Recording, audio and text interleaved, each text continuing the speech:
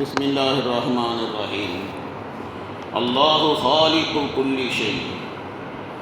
எல்லா பொருளையும் அல்லாஹ்தான் படைப்பவன்.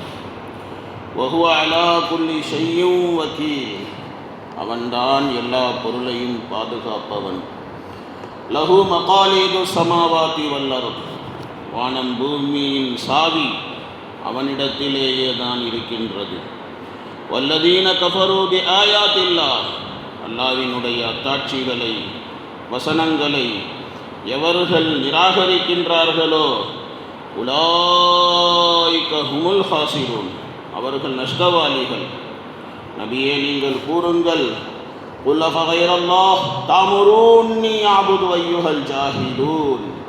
அறிவிலிகளே, ஜாஹில்களே, முட்டாள்களே, அல்லாஹ் அல்லாதவர்களை நான் வணங்க வேண்டும் என்று எனக்கு நீங்கள் கட்டளை இடுகிறீர்களா? வலக்கது ஊஹிய இலைக வ இலல் லதீன மின் கப்லிக். உங்களின் பக்கமாக வஹியாக அனுப்பப்பட்டதும் உங்களுக்கு முன்னுண்டானவர்களின் பக்கம் வஹியாக அனுப்பப்பட்டதும் லயின் நஷரக்குத்த, நீங்கள் ஷிர்க் செய்தால், இணை வைத்தால், லயஹ்பத்தன்ன அமலுக்க, உங்கள் அமல்கள் எல்லாம் அழிந்து போய்விடும். வல தக்கூனன்ன மினல் ஹாசிரின், நஷ்டவாளிகளாக நீங்கள் ஆகிவிடுவீர்கள். வலில்லாஹ ஃபஅபுத், மாறாக அல்லாஹ்வையே வணங்குங்கள்.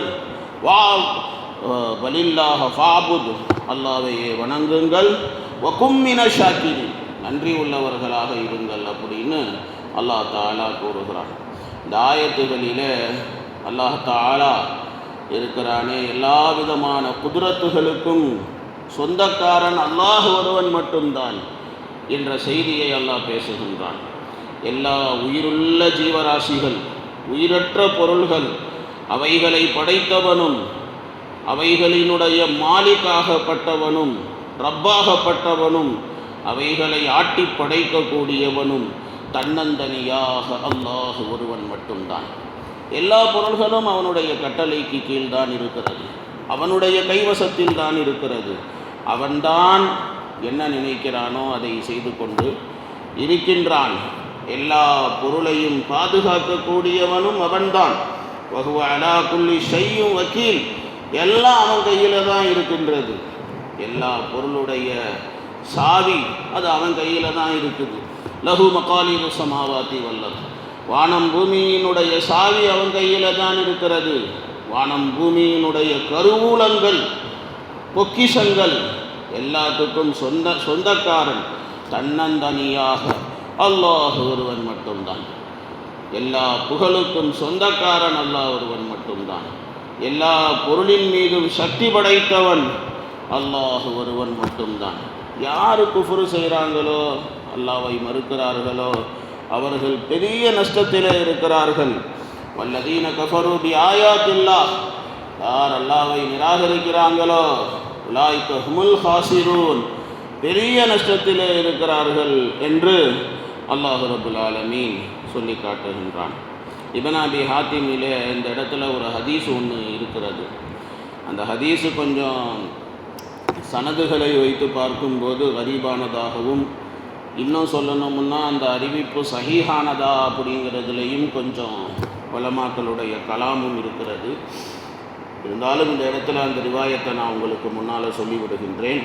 அதில் இருக்கின்றது, ஹஜ்ரத் உஸ்மான் ரலியல்லாஹு தஆலா அன்ஹு அவர்கள் ரசூலுல்லாஹ் ஸல்லல்லாஹு அலைஹி வஸல்லம் அவர்களிடத்தில் இந்த ஆயத்தை பற்றி விளக்கம் கேட்டாங்க. இப்போ நபி அவர்கள் சொன்னார்கள், உஸ்மானே, உனக்கு முன்னால் யாரும் இந்த ஆயத்துக்கு விளக்கம் கேட்கல, நீ தான் கேட்டிருக்க, உனக்கு விளக்கம் சொல்கிறேன்.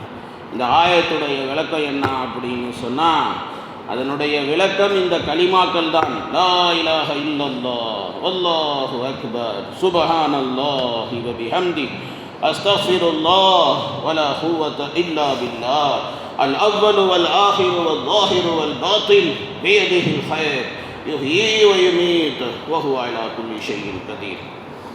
உஸ்மானே, எந்த மனிதன் காலையில் 10 வாட்டி இதை ஓதிவிடுவானோ அல்லாஹ் ரப்புல் ஆலமீன் அவனுக்கு 6 விதமான சிறப்புகளை அல்லாஹ் அவனுக்கு கொடுக்கிறான். அதிலே முதலாவது சிறப்பு, ஷைத்தானிடமிருந்தும் ஷைத்தானுடைய படைப்பட்டாளங்களிடம் இருந்தும் அல்லாஹ் அவனை காப்பாற்றுகின்றான். இரண்டாவதாக ஒரு தின்தார் அவனுக்கு நன்மை கிடைக்கின்றது. தின்தாருங்கிறது ஒரு அளவுகோல், அந்த அளவுக்கு நன்மை அவனுக்கு கிடைக்கிறது. மூன்றாவது, சொர்க்கத்திலே அவனுக்கு ஒரு தரஜா உயர்த்தப்படுகிறது. நான்காவதாக ஹூருன் ஈனோடு அவனுக்கு திருமணம் முடித்து வைக்கப்படுகிறது. ஐந்தாவதாக அவனிடத்திலே 12 மலக்குகள் வருகிறார்கள். ஆறாவதாக அவனுக்கு எவ்வளவு நன்மை கொடுக்கப்படுகிறது அப்படின்னா, குரானும் தௌராத்தும் இஞ்சிலும் ஜபூரும் அவன் ஓதினால் எவ்வளோ நன்மை கொடுக்கப்படுமோ அவ்வளோ நன்மை அவனுக்கு கொடுக்கப்படுகிறது. ஆறாவதாக ஏற்றுக்கொள்ளப்பட்ட ஒரு ஹஜ்ஜு உம்ராவினுடைய நன்மை அவனுக்கு கொடுக்கப்படுகிறது. அதே தினம் என்னைக்கு அவன் அதை ஓதுனானோ அதே தினம் அவன் மௌத்தாகிவிட்டால், அவன் தவறிவிட்டால் அவனுக்கு ஷஹாதத்துடைய அந்தஸ்து கிடைக்கிறது. அல்லாஹ்வுடைய பாதையில் உயிர் கொடுத்த அந்த ஷஹாதத்துடைய வீர மரணத்தினுடைய அந்த நன்மை அவனுக்கு எழுதப்படுகிறது என்பதாக நபி சொன்னாங்களாம். இந்த ஹதீஸு கரீபான ஹதீஸு, இதில் கொஞ்சம் நக்காரத்தும் இருக்கிறது. இருந்தாலும் இந்த அறிவிப்பை உங்களுக்கு முன்னால் சொல்லிட்டேன். இதுக்கு மேலே அல்லாஹ்வுக்கு வெளிச்சம், இன்னும் சில பல விளக்கங்கள் இருக்கிறது. இன்ஷா அல்லாஹ் நாளைக்கு பார்க்கலாம்.